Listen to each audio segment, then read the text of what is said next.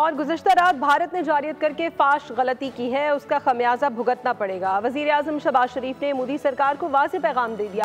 قوم سے خطاب میں کہا بھارت سمجھ رہا تھا کہ ہم پیچھے ہٹ جائیں گے۔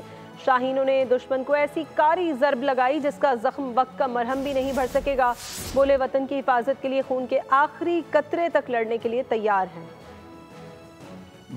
جارحیت کر کے جو فاش غلطی کی اس کا خمیازہ اب اسے ضرور بھگتنا ہوگا۔ شاید وہ سمجھ بیٹھے تھے کہ ہم پیچھے ہٹ جائیں گے، لیکن وہ یہ بات بھول گئے کہ یہ اللہ تعالیٰ کے فضل و کرم سے بہادروں کی قوم ہے جو اپنے عزم میں فولادی ہے، جس کے سپوتوں نے خود کو میدان جنگ سے نکھارا ہے، جو اپنے وطن کی عزت اور حفاظت کے لیے خون کے آخری قطرے تک لڑنے کے لیے تیار ہے۔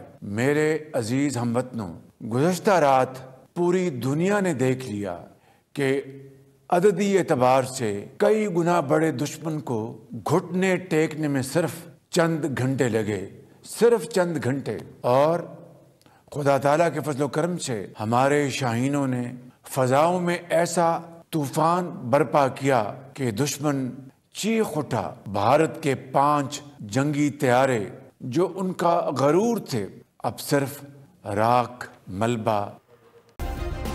سبسکرائب کریں اور بیل دبائیں تاکہ کوئی خبر رہ نہ جائے۔